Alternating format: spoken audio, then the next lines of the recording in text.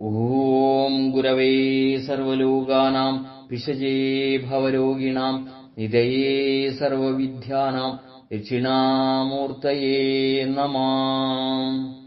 മത്സരിക്കാനല്ലല്ലോ ക്ഷണിച്ചത്. പ്രിയരെ, ഓച്ചിറയിൽ രാമൻ ഭാഗവതർ എന്നൊരു പ്രശസ്തനായ സംഗീതജ്ഞനുണ്ടായിരുന്നു.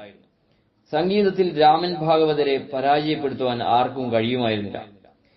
തമിഴിലെയും കർണാടകത്തിലെയും പല പേരെടുത്ത സംഗീതജ്ഞന്മാർ പോലും രാമൻ ഭാഗവതർക്ക് മുന്നിൽ നിഷ്പ്രഭരായിട്ടുണ്ട്. ഒരിക്കൽ പ്രസിദ്ധമായ വൈക്കത്തഷ്ടമി ഉത്സവത്തിന് പ്രശസ്ത സംഗീത വിദ്വാനായിരുന്ന വേദാന്ത ഭാഗവതരുടെ കച്ചേരി ഉണ്ടായിരുന്നു. അതിനുശേഷം അതേ വേദിയിൽ കച്ചേരി നടത്തുവാനുള്ള ഒരവസരം രാമൻ ഭാഗവതർക്ക് കിട്ടുകയുണ്ടായി. ആ കച്ചേരി ശ്രദ്ധിച്ച വേദാന്ത ഭാഗവതർ വിനീതനായി രാമൻ ഭാഗവതരെ നമസ്കരിക്കുകയും തനിക്ക് ലഭിച്ച പണക്കിഴി അദ്ദേഹത്തിന് സമർപ്പിക്കുകയും ചെയ്തു. സംഗീതത്തിൽ സമുന്നതമായ സ്ഥാനമലങ്കരിച്ചിരുന്ന രാമൻ ഭാഗവതർക്ക് തന്നേക്കാൾ മുകളിൽ മറ്റൊരാളില്ലെന്ന ഒരു ഗർവവുമുണ്ടായിരുന്നു.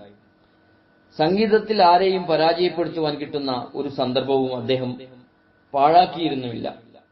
മലയാള നാട്ടിലും തമിഴ്നാട്ടിലും അനേകം സംഗീത കച്ചേരികൾ നടത്തി പേരെടുത്ത ഭാഗവതർ ഒരു സമയമായപ്പോൾ തിരുവിതാംകൂറിൽ മടങ്ങിയെത്തുകയുണ്ടായി. അക്കാലത്ത് ഗുരുദേവൻ വിശ്രമിക്കുന്ന കേന്ദ്രങ്ങളിലെത്തി പാടുകയെന്നത് അദ്ദേഹത്തിന് വലിയ ഇഷ്ടമായിരുന്നു. അപ്പോഴൊക്കെ ഭാഗവതരെ ഗുരുദേവൻ അഭിനന്ദിക്കുകയും ചെയ്തിട്ടുണ്ട്. എന്നാൽ അദ്ദേഹത്തിന്റെ അമിതമായ ആവേശം കണ്ടിട്ട് ഒരു സന്ദർഭത്തിൽ ഇങ്ങനെയൊരു മുന്നറിയിപ്പ് നൽകി. കഴിവിൽ സ്വയം മതിപ്പുണ്ടാകുന്നത് നല്ലത് തന്നെ, പക്ഷേ അത് പരിധി കടന്നുപോകാതിരിക്കാൻ ശ്രദ്ധ വേണം. ആയിടക്ക് വർക്കലയിൽ ഗുരുദേവന്റെ സാന്നിധ്യത്തിൽ വലിയൊരു സംഗീത സദസ്സ് നടക്കുകയുണ്ടായി.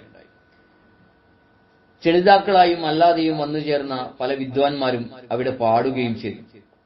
അവർക്ക് പിന്നാലെ തമിഴ്നാട്ടിൽ നിന്നും ക്ഷണിച്ചു വരുത്തിയ പ്രശസ്തനായ ഒരു ഭാഗവതരുടെ കച്ചേരിയാണ് നടന്നത്.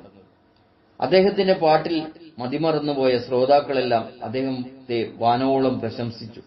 അത് കണ്ടിട്ട് രാമൻ ഭാഗവതർ ആ സംഗീത വിദ്വാനെ പരാജയപ്പെടുത്താമെന്നുള്ള വിചാരത്തോടെ തനിക്ക് കൂടി അവിടെ കച്ചേരി നടത്താൻ ഒരു അവസരം നൽകണമെന്ന് സംഘാടകരോട് ആവശ്യപ്പെട്ടു. ആ ആവശ്യം സാധിക്കാതെ വന്നപ്പോൾ രാമൻ ഭാഗവതർ തന്റെ ഉദ്ദേശം രഹസ്യമാക്കി വെച്ചുകൊണ്ട് ഗുരുദേവന് മുന്നിലെത്തി സങ്കടം പറഞ്ഞു.